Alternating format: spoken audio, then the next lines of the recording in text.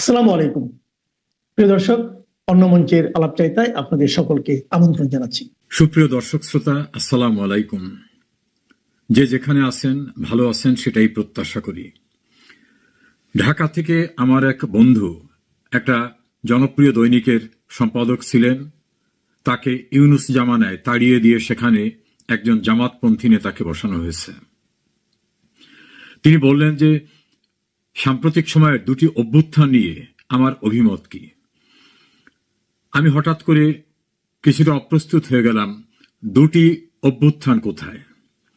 নেপালের অভ্যুত্থানটা শুনেছি, সেটা নিয়ে আমার যেটা অভিমত তার সঙ্গে মত বিনিময় করলাম। আর একটা অভ্যুত্থান সম্পর্কে আমি তাকে কোনো তথ্য দিতে পারছিলাম না। তখন তিনি বললেন যে কেন আপনি এই দেশের খবরটা রাখেন না? একটি দল ক্ষমতায় যাবার পূর্বেই তাদের বিরুদ্ধে অভ্যুত্থান হয়ে গেল। ক্ষমতায় থাকা দলকে নামিয়ে আনার জন্য অভ্যুত্থান হয়, আর এখানে হলো ক্ষমতায় যাতে যেতে না পারে সেই জন্য অভ্যুত্থান ঘটানো। সেই অভ্যুত্থান বাংলাদেশে হয়ে গেল। তখন আমি কিছুটা আঁচ করতে পারলাম যে তিনি কি কথা বলতে চেয়েছেন। বিএনপি 2024-এর 5 অগস্ট প্রধানমন্ত্রী শেখ হাসিনাকে ক্ষমতা থেকে সরিয়ে দেবার পরে সারা বাংলাদেশে যত মব হয়েছে, চাঁদাবাজি হয়েছে, বাজারঘাট দখল, গরুর হাট দখল, মাছের লিজ দখল, ব্যবসা কোম্পানি দখল, স্কুল কলেজের গভর্নিং বডি দখল, আওয়ামী লীগ এবং হিন্দু সম্প্রদায়ের জমিজমা দখল, এইগুলো যে কাজটি মফস্বলে করেছে তাতে মনে হয় যেন দেশটাই দখল করে ফেলেছে। তাদের নেতা জনাব তারেক রহমান, তার নির্দেশে বহু দলীয় নেতাকর্মীদের বহিষ্কার করেও এই দখল বাণিজ্য বন্ধ করা যায়নি। অপরদিকে জামাত ইসলামী তারাও ভয়াবহ দখল করেছে। দখলের ভিতরে পার্থক্য, বিএনপি করেছে হাট বাজার ঘাট ইত্যাদি ইত্যাদি, আর জামাত করেছে বিশ্ববিদ্যালয়ের ভিসি সরিয়ে ভিসি দখল, সাংবিধানিক বেশ কয়েকটা প্রতিষ্ঠানের প্রধানের পদ দখল, আইন শৃঙ্খলা রক্ষার দায়িত্বে নিয়োজিত ব্যক্তিদের শীর্ষ এবং দ্বিতীয় শীর্ষ তৃতীয় শীর্ষের জায়গাটি দখল, সচিবালয়ের যারা প্র্যাকটিক্যালি কাজ করেন সেই সকল পদগুলো দখল।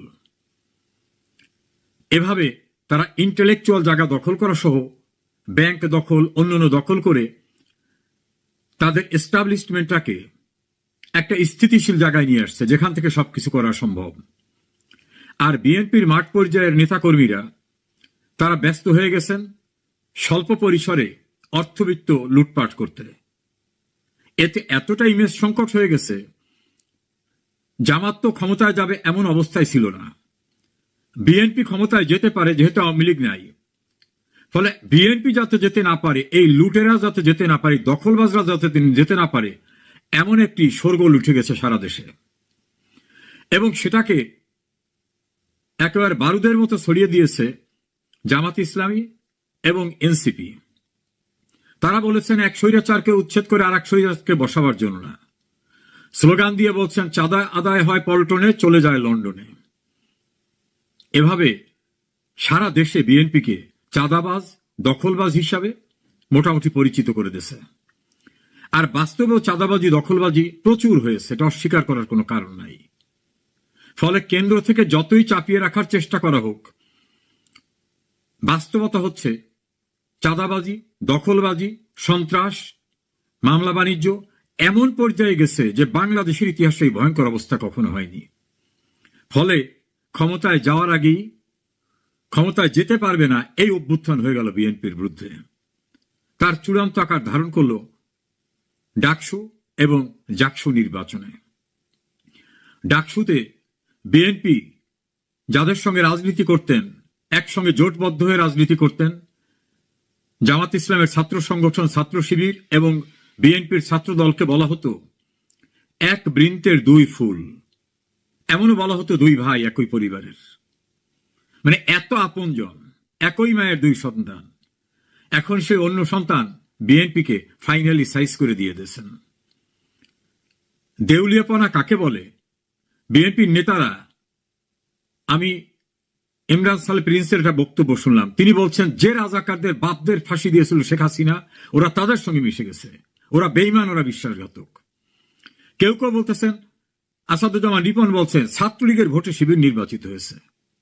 ছাত্রলীগের ভোটার নেতা তো দূরের কথা, কর্মী পর্যন্ত দেশের ভিতরে নাই বা বিশ্ববিদ্যালয় ক্যাম্পাসে নাই। এই শিবিরদের নাকি ছাত্রলীগ নির্বাচিত করেছে। আবার সালাউদ্দিন সাহেব তিনি বলছেন যে না, এই নির্বাচনকে আমরা মেনে নিচ্ছি। বিএনপি ছাত্র দলের ভিপি ক্যান্ডিডেট সে বলছেন আমার যে ইস্তেহার ছিল সব দাবি আমি আদায় করে ছাড়ব। ভয়ঙ্কর পরিস্থিতির ভিতরে অভ্যুত্থান হয়ে গেল। ক্ষমতায় যাবে শুধু চেয়ারটায় বসতে বাকি, এমন একটি দলকে ক্ষমতায় যেতে পারবে না এমন একটি অভ্যুত্থানের ঘটনা ঘটিয়ে দিল দেশের মানুষ, এবং গুরুত্বপূর্ণ ভূমিকা পালন করল তাদের দীর্ঘদিনের রাখি বন্ধন হরিহর আত্মা যাদের সঙ্গে, সেই জামাত এবং জামাতের ছাত্র সংগঠন।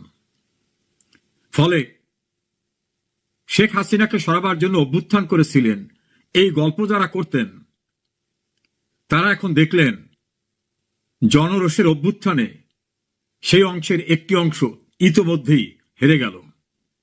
দ্বিতীয়টা, অভ্যুত্থানের মালিকানা দাবি করা যারা, NCP, king's party, doctor Mohammad ইউনূসের পার্টি, তাদের খোঁজ খবর পাওয়া যাচ্ছে না। আপনারা জানেন কেউ কোথায় আছে? তাদের একটা ছাত্র সংগঠন আছে, এটার নাম হলো বাগসাস, বাংলাদেশ গণতান্ত্রিক ছাত্র সংসদ, এইরকম নামটা। তারা ডাকসুতে নির্বাচন করেছেন। তারা বুক খুলে বলছিলেন শেখ হাসিনাকে উচ্ছেদ করেছি আমরা, জুলাই আগস্ট কেউ করতে পারে না, বিএনপি না কেউ নয়, এটা আমাদের অর্জন। কাজী মানুষ এখন আমাদের দিক তাকিয়ে আছে।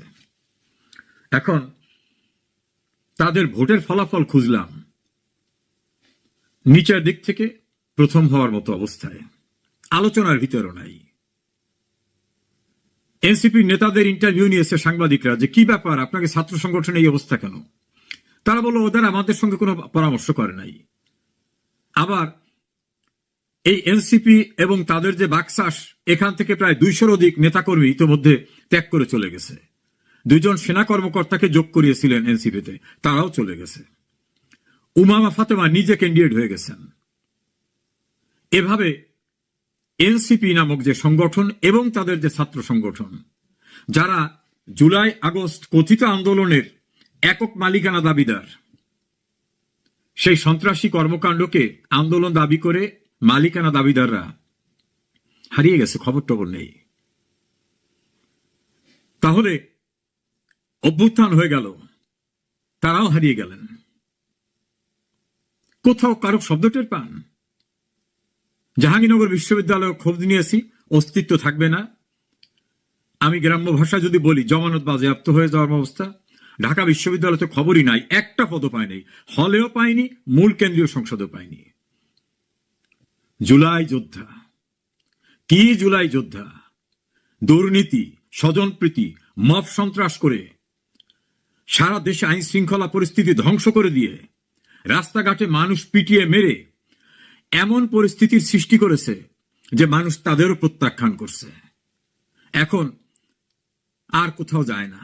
গোপালগঞ্জে সেনাবাহিনী, র্যাব, বিজিবি, পুলিশ এবং ঢাকায় বসে স্বরাষ্ট্র মন্ত্রণালয়ের মনিটরিং সেন্টারে বসে একেবারে দূরবীন দিয়ে পরিস্থিতি দেখে নির্দেশনা দিয়ে নির্মমভাবে মানুষ খুন করেও সেখান থেকে তাদের ফিরিয়ে আনা যাচ্ছিল না। আর একটা জায়গায় তারা গেছেন, সেখানে কুকুর বাহিনী, যেটা ডগ স্কোয়াড, সোয়াত বাহিনীও নেওয়া হয়েছিল, তারপরে রক্ষা হয়নি। এখন যদি পুলিশ, আর্মি, র্যাব, বিজিবি না থাকে, তাহলে বাংলাদেশের কোথাও তারা যাওয়ার মতো অবস্থা নেই, কারণ জনরোষ এমন জায়গায়। তাদের নেতা লন্ডনে গিয়েছিলেন, হোটেল থেকে নামতে পারেন নাই প্রবাসী বাঙালিদের জনরোষে। তাদের আর এক নেতা আর এক দেশে গিয়েছিলেন, সেখানে এমন অবস্থা হয়েছে যে গভীর রাতে পুলিশ এনে তাকে উদ্ধার করে হোটেল নিতে হয়েছে। তাদের আর এক উপদেষ্টা, তিনি গিয়েছিলেন আর এক দেশে, দৌড়ে এয়ারপোর্টে ঢুকতে হয়েছে। পৃথিবীর কোনো দেশ আর নিরাপদ নাই, বাংলাদেশ তো বটেই। তাহলে আমাদের উপসংহার কি? লন্ডন থেকে গিয়ে ক্ষমতায় প্রধানমন্ত্রী চেয়ারে বসবেন জনাব তারেক রহমান, 5 আগস্টের পরে মির্জা ফখরুল ইসলাম আলমগীর এই ঘোষণাটাই দিয়ে দিলেন, অপেক্ষা করেন, খুব শিগগিরই আসতেছে, আপনাদের এই সমাবেশে তিনি বক্তব্য রাখবেন। খবর নাই, 1 বছরের বেশি হয়ে গেছে তিনি যাননি। তিনি হয়তো বুঝতে পেরেছেন পরিস্থিতি কি, আর বুক ফুলিয়ে ঢাকা বিশ্ববিদ্যালয়ে দাম্ভিকতার সঙ্গে চলে কেন্দ্রীয় ছাত্র সংসদ সহ হল সংসদ দখল হয়ে যাচ্ছে, শুধু রেজাল্টটা ঘোষণা করতে বাকি, ফলাফল 0। বিএনপির পরিস্থিতি সারা বাংলাদেশে এইরকম। আর কথিত জুলাই আগস্ট আন্দোলনের সোল এজেন্ট, সোল মালিকরা ছাত্র সংসদ নির্বাচনে নাকি মানুষ তাদেরই আস্থা রাখবে, তাদের কোনো খবর নাই, ডাকসুতেও নাই, জাকসুতেও নাই। আমার ধারণা আর কোনো সুতে আর কোথাও থাকবে না। আর দেশের ভিতরে কোথাও এখন আর পুলিশ, আর্মি, বিজিবি, র্যাব সব নিয়েও আর যাওয়া সম্ভব হচ্ছে না। তাহলে 2 চ্যাপ্টার ক্লোজ। দাঁড়ালো কি? প্রতিষ্ঠিত হওয়ার আগেই, যাতে প্রতিষ্ঠিত না হতে পারে, অভ্যুত্থানে শেষ। ওই সম্পাদক আমাকে বললেন, দুধকে যখন জাল দেওয়া হয় উতলে ওঠে, তখন অনেকের ধারণা আরে এত দুধ রাখবো কোথায়, আগুনটা যখন একটু নিভে যাওয়ার মতো অবস্থা হয় তখন দেখে উপচে পড়ে হাড়ির নিচে তলানিতে আর নাই। এই হঠাৎ করে সন্ত্রাস করে, মফসরে সন্ত্রাস করে, মানুষ খুন করে, আইন শৃঙ্খলা পরিস্থিতি ধ্বংস করে, প্রশাসনকে ব্যবহার করে উত্থান দেখানো যায়। শেকড় যদি মাটিতে গ্রথিত না হয়, মানুষের ভালোবাসার কাছে না যাওয়া যায়, মানুষ যদি আস্থায় না রাখে, তাহলে ঘটনা এরকমই হয়। পরে আমি দেখলাম আমার বন্ধু সম্পাদকের কথা সঠিক, 2টি অভ্যুত্থান হয়ে গেছে। নেপালেরটা হইচই করে রাস্তাঘাটে দৃশ্যমান, আর বাংলাদেশে বিএনপি এবং এনসিপির ছাত্র সংগঠন বিএনপির ছাত্র সংগঠনের বিরুদ্ধে নজিরবিহীন অভ্যুত্থান হয়ে গেছে। এখন পাগলের প্রলাপ বলতেছে ছাত্রলীগের ছেলেরা ভোট দিছে। তা বিশ্ববিদ্যালয়ে তাহলে ছাত্রলীগের এত লোক আছে, ছাত্রলীগকে নাকি প্রত্যাখ্যান করছে মানুষ, একেবারে এত খারাপ যে ওদের কেউ ভোট দেয় না, ওদের ইউনিভার্সিটি টিকতে দেয় না। এটা হলো বিএনপির বক্তব্য ছিল। এখন সেই বিএনপি আবার বলতেছে না না, ওই ছাত্রলীগরাই ভোট দিয়ে শিবিরকে বিজয়ী করেছে। কথা কোনটা সঠিক? বলছে যে ছাত্রলীগ সব পালিয়ে গেছে, আবার এখন বলে ছাত্রলীগ সবাই এসে ভোট দিয়েছে। ঢাকা বিশ্ববিদ্যালয়ে প্রায় 31,000 ভোটার ভোট দিয়েছে অ্যাকর্ডিং টু রেজাল্ট। তা শিবিরের নাকি ভোট টোট নাই। তাহলে এই 31,000 ভোটারদের অধিকাংশই কি ছাত্রলীগের? আমি যদি সেটাকে ধরি, তাহলে ছাত্রলীগ সর্বত্র। আর ছাত্রলীগ একটি ধর্মভিত্তিক ছাত্র সংগঠনকে ভোট দেবে, is it A believable story? এটা কোনো নির্বোধেও বিশ্বাস করবে? আবার বিএনপি বলছে চোরাচালানি করে, কৌশলগত জালিয়াতি করে এটা করছে। তারা বলছে যে ভোট চোরাচালানি হয়েছে, জালিয়াতি হয়েছে, রিগিং হয়েছে। আবার বিএনপির এক নেতা বলছে এটা কিন্তু একটা বড় মেসেজ, এটা ভালো হয়েছে, কারণ আমরা এই রেজাল্ট থেকে সতর্ক হয়ে গেলাম, সারা দেশে আমাদের প্রস্তুতি নিতে হবে। সারা দেশের জন্য এই ঘটনা নাকি তাদের জন্য মঙ্গলজনক হয়েছে।